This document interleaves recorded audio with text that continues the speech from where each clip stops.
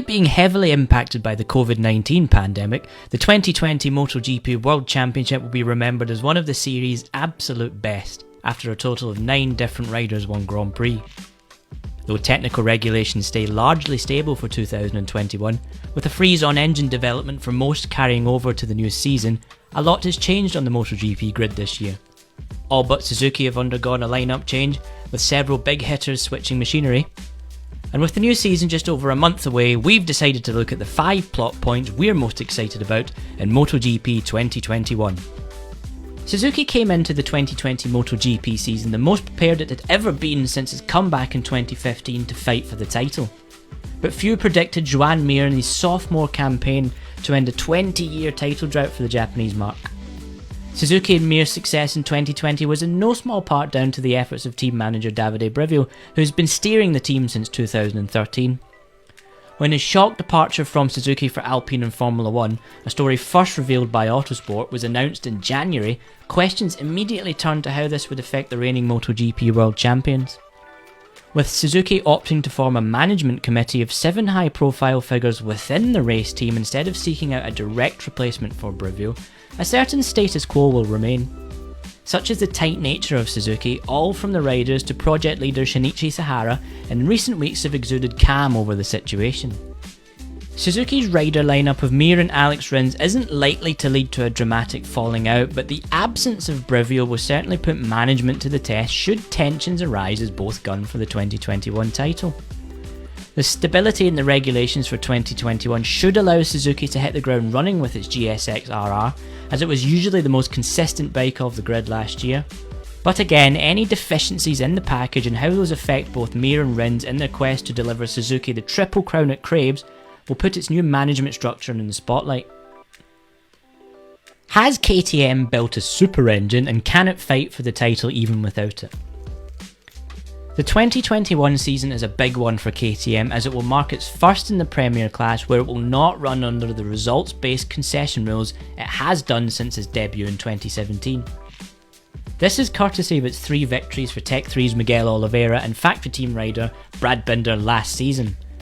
Due to the freeze on all engine development in 2021 due to the COVID pandemic, which included for the normally exempt concession teams KTM and Aprilia, KTM has been allowed to unseal its engines in the off-season to develop something new before it is locked ahead of the first race. This led to fears during last season that KTM could rock up to Qatar in March with a super engine. During KTM's 2020 launch presentation, motorsport boss Pip Beirer said no such radical development had taken place. Largely, he said, out of respect for its rivals. Whether this is true or not, the speed traps in Qatar will tell the full story. Regardless, the strong base of the 2020 bike Binder rode last season has him believing KTM can definitely fight for the championship in 2021. And with Binder and Oliveira helming its factory squad, double race winner Danilo Petrucci joining Tech 3 from Ducati alongside the promising young talent Iker Lecuona, KTM is a strong force in 2021. But is it a championship force? Super engine or not, there's nothing to suggest it won't be able to give it a damn good go. Can Jack Miller continue Australia's golden run with Ducati? There are certain things in life which just look right, and the Australian flag on the front of a factory Ducati is certainly one of those. Our friends down under and Ducati have enjoyed a glorious history in motorcycle racing. Thoughts of Troy Bayliss and Casey Stoner come flooding back when you think of that combination. In 2021, that potent combination is revived as Jack Miller steps up to the factory squad from Pramac. The one-time MotoGP race winner has technically been a factory Ducati rider for the past 2 years, having been on work-supported Desmos Edici's at Pramac. But the surroundings and capabilities of a full factory team will certainly be different and in theory should unlock his race-winning potential. It's been 13 years since Stoner gave Ducati its only MotoGP title to date, and it would dearly love to end that drought in 2021. Ducati has ousted Andrea Dovizioso and Danilo Petrucci from its lineup for 21 and has adopted a youthful look with Miller and Francesco Bagnaia at its factory team, while placing 3 rookies, Jorge Martin, Luca Marini and reigning Moto2 world champion Enea Bastianini at Pramac and Avintia respectively. Despite being 30 and on the grid for less time than Jack Miller, Johan Zarco at Pramac is very much the elder statesman within Ducati's ranks this season. If Australia is to welcome a new world champion in 2021, Miller does need to be a more consistent force on race weekends this year. But should he do this, he's already had the backing from some of his rivals, most notably Yamaha's Maverick Viñales, to be 2021's big threat. Will we see another Lorenzo-Rossi style rivalry at Yamaha? The 2021 season is a truly historic one for Yamaha. Not only is it the Japanese marque's 60th year of Grand Prix racing, it will mark the first time he became a Yamaha rider that Valentino Rossi will not ride one of his bikes in its factory colours. Yamaha has placed the 9-time Grand Prix world champion at Petronas SRT and promoted French hotshot Fabio Quartararo to partner Maverick Viñales this season at its factory squad. Both have a big job in their hands in 2021 in trying to help Yamaha reverse engineer the inconsistency issues which blighted its 2020 campaign. Despite winning half of 2020's races, the closest a Yamaha rider came to the title was Franco Morbidelli in second, and he was effectively on a satellite 2019 spec M1. Quartararo went from long-time leader to 8th in the championship, and Viñales was an average 6th. Viñales and Quartararo's troubles and complaints were well documented, and both will need to join forces in the pre-season to help steer the M1 in the right direction. This shouldn't be a huge problem. Yamaha's new factory lineup has generally offered similar comments and feedback last season about the bike, and with Rossi out of the picture, Viñales even feels Yamaha can now be one united team.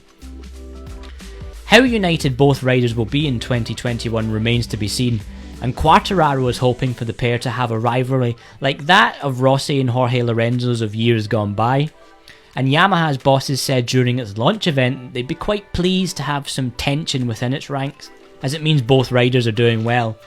Though I can't imagine Yamaha really wants to relive the volatility of the Rossi-Lorenzo days.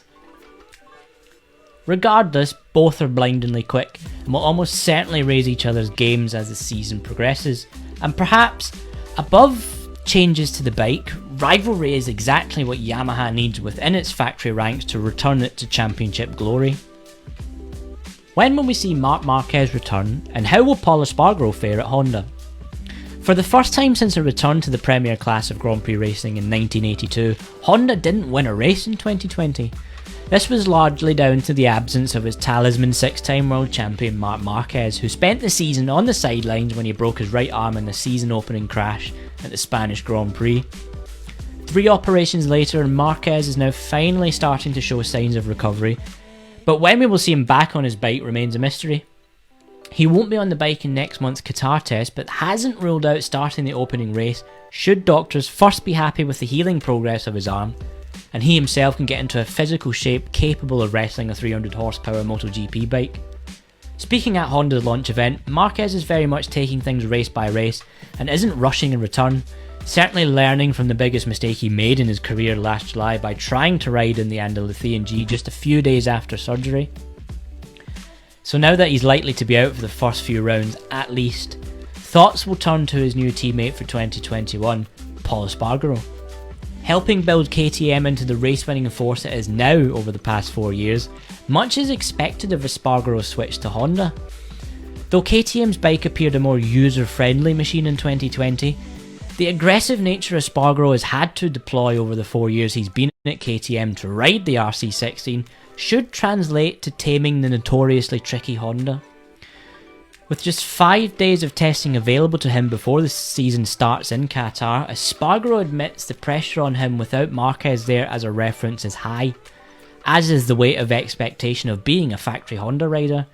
But he faces this new challenge keen to show to himself what he can do. To Espargaro, this is the ultimate challenge as a professional athlete. For Honda, at least in the early races, hopes of podiums look like they'll lie with LCR duo Alex Marquez, who scored Honda's only podiums in 2020, and Takaki Nakagami. But once its new factory rider is up to speed, and its Golden One returns to full fitness, coupled with its strong work-supported LCR lineup, a repeat of Honda's winless 2020 seems unthinkable this season.